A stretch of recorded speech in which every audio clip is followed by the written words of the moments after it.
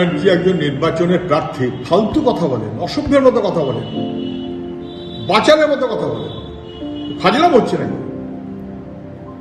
মিতালিকে প্রার্থী করেছে আমি জানি, আর কল্যাণ রায়জি জানে প্রার্থী করেছে রামকৃষ্ণ। মানেটা কি?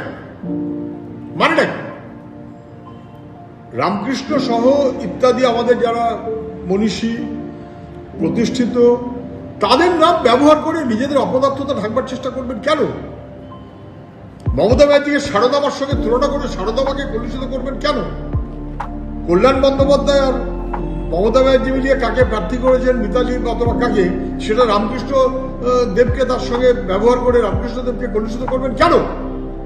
ফাজলাম হচ্ছে এগুলো। অপদার্থ, অযোগ্য, অসভ্যরা যদি দলের নেতা হয়, যা হওয়ার তৃণমূলে তাই হচ্ছে। কিন্তু যাই করুন, রামকৃষ্ণ, বিবেকানন্দ, সারদামা, নেতাজি সুভাষ,